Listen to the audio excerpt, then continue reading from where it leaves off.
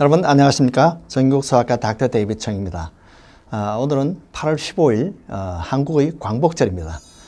광복절을 기해서 의학적으로 이 독립에 대해서 한번 생각을 해보기를 합니다. 이 광복이라는 것은 결국은 미국의 그 독립기념일과 같은 것이죠. 우리 일제에서 36년간 일본의 그 압박을 받고 있다가 이제 독립에 대해서 홀로 서기를 한 것이죠.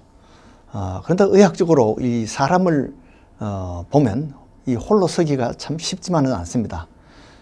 처음 이제 출생하면 사실은 10달 동안 엄마의 뱃속에서 이렇게 엄마에 의존하고 있다가 이제 출생을 하면 사실은 독립이 시작되는 것인데 이 엄마로부터 완전 독립이 참 되기 어렵습니다. 처음 태어나자마자 아기가 참 눈으로 볼 수 있습니다. 들을 수 있습니다. 이것은 자기 스스로 독립해서 할 수 있어요. 숨 쉬는 것도 스스로 할 수 있는데 사실은 이 호흡이라는 것은 이 출생 전에 태어나기 전부터도 사실은 엄마 뱃속에서도 숨을 쉬고 있습니다. 그러나 거기에는 공기가 없고 이 양수가 오르락내리락 했죠. 근데 실제 산소는 이 폐에서 얻는 것이 아니라 아기들은 엄마의 그 탯줄을 통해서 엄마의 산소를 차용하는 것입니다. 그래서 엄마의 산소에 의존했다가 처음으로 독립해서 처음 호흡을 한 것이 첫 울음입니다. 근데 그 첫 울음을 울지 못하면 이제 산부인과 의사들이 쏘기 탑니다. 그래서 아기를 엉덩이를 때려줍니다. 그러면 아기가 자극이 돼서 으행 울면서 이 폐가 확장되면서 이제 첫 호흡을 하는 것이죠. 보통 처음 태어났을 때는 1분 동안에 약 40번 정도 호흡을 합니다. 어른들 같으면 1분 동안에 약 12번, 12번 내지 14번 정도 하죠. 근데 만약에 아이가 어떤 아이들은 1분 동안에 60번 이상 호흡을 한다면 이것은 호흡 곤란이 있는 것입니다. Transient Tachypnea of Pneumonia라는 것이 있는데 이 TTN이라는 것도 이 폐에 이 수분이 있는데 수분이 이 완전히 드라이 되지 않아 가지고 수분이 차서 이것을 Transient Tachypnea of Pneumonia라고 합니다. 그것은 일시적으로 며칠 정도 이렇게 산소를 공급해 주면 대개는 저절로 좋아집니다. 그러나 이 폐렴이 있거나 또는 선천성 심장병이 있거나 또는 미숙아로 태어난 아이들은 Respiratory Distress Syndrome이라는 것이 있습니다. 미숙아 폐병이 있는데 이런 것은 폐가 팽창이 잘 안 되는 겁니다. 미숙아들은 왜 팽창이 잘 안 될까요? 이 폐가 이 팽창이 되는 데는 이 표면 장력을 이용해야 되는데 여기에 서펙턴트라는 그런 물질이 있어야지 충분히 있어야지 이거 폐가 활짝 피어지는데 미숙아들은 이 서펙턴트가 모자랍니다. 그래서 이 호흡 곤란을 겪게 되고 그래서 산소를 필요하고 인공호흡을 해야지 이제 어떤 아이들은 한 달 동안 치료를 받아서 이제 퇴원하는 아이들도 있고 일주일 치료를 받아야 되는 아이들도 있습니다. 그래서 호흡을 잘 못하면 결국은 산소가 부족하죠. 산소가 부족하면 죽게 됩니다. 그러면 산소만 많이 주면 괜찮을 것 같지만은 실제 산소를 너무 많이 주면 또 어떻게 되느냐면 이 눈에도 합병증이 생기고 폐 자체에도 합병증이 생깁니다. 이 산소가 눈에 독이 되는 것입니다. 너무 많이 주면. 그래서 이것을 적당히 주는데 거기에 아주 이 네오네탈러지 그 의사들이 그 테크닉이 아주 참 아슬아슬한 그러한 고개를 하게 됩니다. 이것이 이 산소 치료입니다. 결국 미숙아로 태어나면 이 혼자 독립이 안 되고 이 기계에 의존해서 의사에 의존해서 생명을 유지하게 되는 것이죠. 그래서 이렇게 산소를 너무 많이 받은 그런 아이들은 나중에 눈에 합병증이 생기는데 망막에 병이 생깁니다. Retrolental Fibroplasia라고 해서 이 시력을 잃게 됩니다. 또 어떤 아이들은 너무 어리게 태어난 아이들은 무호흡증을 겪게 됩니다. 아프니아라 그래서 미숙아들이 주로 이 무호흡증에 잘 걸립니다. 이 호흡이 갑자기 멈춰요. 그래서 이 모니터를 하다가 그런 아이들은 계속 산소를 공급하고 안 되면 기계 호흡을 해야 되는 것이죠.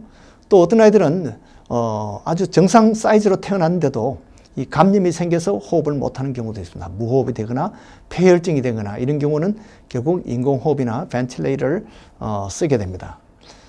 그러나 이 벤틸레이터 기계를 너무 많이 압력을 많이 쓰게 되면 브론코 폴모너리 디스플레이지아라는 이 천식 비슷한 그런 병이 생깁니다. 기관지가 아주 딱딱하게 되는 그런 탄력성을 잃게 되는 그런 병이 됩니다. 또 건강하게 잘 태어났는데 몇 달 내에 갑자기 신생아 돌연사하는 경우가 있어요. Sudden Infant Death Syndrome이라는 것이 있습니다. 신생아 돌연사가 있죠. 이렇게 해서 이 호흡이라는 것이 참 그렇게 쉽지 않습니다. 그래서 부모들은 항상 아이가 호흡을 제대로 하는지 호흡을 쉬는지 이런 것을 관찰해 줘야 됩니다. 또 이제 심박동은 원래 이제 출생 전에 이미 심장이 뛰고 있습니다. 그래서 보통 1분 동안에 약 140분을 뛰게 돼요. 보통 우리 어른들 같으면 1분 동안에 70분 뛰는데 그 2배를 뛰립니다. 그렇게 빨리 뛰다가 나이가 들면서 이 박동수가 점점 줄어듭니다. 그런데 140분을 뛰어야 되는데 만약에 어린아이들이 처음 태어났는데 100분 이하로 뛰게 되면 이것을 브라디카르디아로 규정합니다. 그것은 서맥이라 그래서 아주 위험합니다. 산소를 제대로 조직에 공급할 수가 없는 거죠. 140분을 뛰어야지 아기들은 이 산소를 말초혈관까지 잘 공급을 할 수 있는 것이죠. 어른들 같으면 70분만 하면 되는데 아이들은 적어도 100분 이상 평균 140분을 뛰어야지 제대로 백박이 되는 것이죠. 그리고 이 덕터스 아르테리오스라는 것이 있는데 이것은 폐동맥과 이 대동맥 사이에 subclavian artery 사이에 이것이 관이 있어요. 왜냐하면 처음 태어나기 전에 호흡을 하기 전에는 이제 폐가 쓸모가 없기 때문에 이 폐에서 나오는 그 피는 사실은 동맥혈이 아닙니다. 그래서 엄마의 그 피에서 나오는 그 정맥혈이지만은 그것이 이제 아기한테는 그것이 사실은 동맥혈이 되는 것이죠. 그렇게 해서 이 덕터스 아르테리오스가 그것이 항상 이렇게 열려 있다가 아기가 태어나면서 이 밖에서 산소의 그 자극을 받으면 이것이 움츠러들어서 이제 그것이 나중에는 막혀버립니다. 이것이 막혀야 정상인데 그게 막히지 않고 계속 열려 있으면 페이턴트 덕터스 아르테리오스를 그래서 PDA라는 이런 심장병에 걸리게 됩니다. 미숙아들이나 또는 이 다운 신드롬 같은 그런 경우에 이런 심장병이 많이 걸립니다. 어떤 아이들은 심장 잡음이 있는데 나중에 없어지는 경우도 있습니다. 이런 것을 innocent heart murmur라고 그러기도 하고요. ventricular septal defect는 원래는 태어날 때는 잡음이 없다가 보통 2, 3주 후에 잡음이 나타나는 경우가 있습니다. 그래서 처음 태어나서 2, 3주 후에 반드시 아기 체크업을 해보는 것이 좋습니다. 자, 이제 심장도 그렇게 만만하지가 않죠. 자, 영양 문제도 독립이 안 됩니다. 아기가 태어났지만은 자기 혼자 먹고 살 수가 없어요. 그래서 엄마가 모유를 대줘야지 먹고 살죠. 요즘은 모유가 이제 분유로 많이 바뀌었습니다만은 또 미숙아인 경우는 너무 많이 먹어도 탈이에요. 그래서 이 먹는 것을 아기 혼자 해결할 수 없다는 거죠. 그래서 반드시 엄마나 또는 미숙아들 같은 경우는 의사, 간호원들이 도와줘야지 영양 문제가 해결됩니다. 자, 그 다음에 대변 문제도 이게 쉽지 않습니다. 하루에 보통 처음 태어나면 6번 내지 10번 정도 변을 싸는데요. 어른들이면 하루에 한 번만 싸죠. 그런데 처음 태어나면 변이 까맣습니다. 이것을 태분이라 그러는데 이것이 만약 출생 전에 나오면 이것이 문제입니다. 이것이 폐렴을 일으키고 호흡 곤란을 일으키고 사망하는 경우도 있습니다. 그런데 이제 대변을 참 제대로 가리지 않으면 어떻습니까? 하루에 8번씩, 10번씩 계속 싸면 결국 그 부위가 짓무르고 피부가 완전히 망가지고 거기서 세균이 들어가게 됩니다. 이 대변을 가리는데도 어떤 아이들은 한 서너 살 돼야지 대변을 가리고요. 또 어떤 아이들은 6세, 7세가 되도록 아직도 대변을 잘 못 가리는 경우도 있습니다. 소변 문제도 그렇지 않죠. 소변 문제도 그냥 싸면 되는 것 같지만은 기저귀를 계속 하루에 8번 내지 10번 갈아줘야 됩니다. 소변을 가는 것도 보통 한 2살, 3살 이렇게 걸립니다.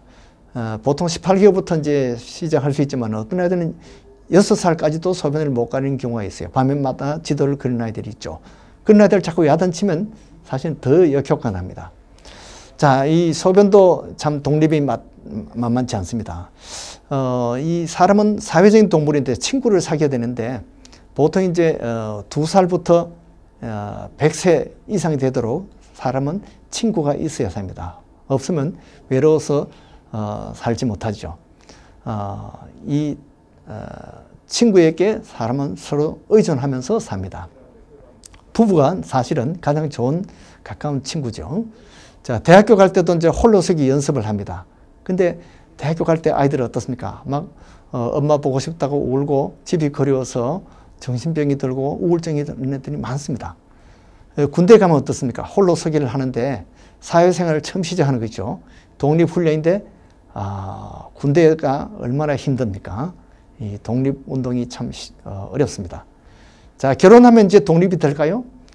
결혼해서도 경제적으로 독립하기가 쉽지 않습니다. 심리적으로 친정을 그리워서 울고 그런 아이들이 많습니다. 또 이제 아이를 낳고 나면 또 조부모의 도움이 필요합니다. 이 독립의 길은 아주 또 멉니다. 부부가 이제 같이 살면서 이제 서로 의존하면서 사는데 이제는 못 살겠다 그러고 독립운동을 하다가 결국은 이혼하는 사람들도 있습니다. 이제 못 살겠다 하고 이혼했는데 이혼하니까 더 못 살게 됩니다. 그래서 다시 재혼을 하는 경우도 있고 또 원래 부부가 합치는 그런 경우도 있죠. 자, 만약 아담 이브가 아기로 태어났다면 이 진화론자들이 말하듯이 조금만 아래서 태어났다면 지금같이 이런 생명의 독립운동이 어떻게 혼자 아담 이브가 감당할 수 있겠습니까? 부모도 없는데 누가 젖주고 기저귀 갈고 스스로 독립하기까지 이렇게 독립하는데 요즘 얼마나 걸리죠? 30세 또는 어떤 아이들은 18세에 독립하는 사람들도 있습니다만은 이렇게 아담해도 이 선악과를 먹은 것이 하나님 같이 되겠다. 하나님 없이 독립하겠다고 하는 것이 바로 원죄의 시초입니다.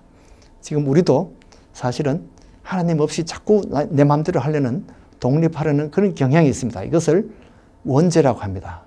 저도 그렇고 여러분들도 그렇고 이런 원죄가 아직도 우리를 계속 괴롭히고 있습니다. 그러나 우리는 하나님 없이는 살 수가 없습니다. 평생 우리는 하나님의 은혜에 의존해서 사는 것이 그것이 가장 행복된 길입니다. 이러한 축복이 여러분들에게 있기를 바랍니다. 안녕히 계십시오. 사랑과 정성으로 진료하는 정인국 소아과는 37-28 팔슨스 블루바드에 있습니다. 문의 전화는 718-961-2600입니다.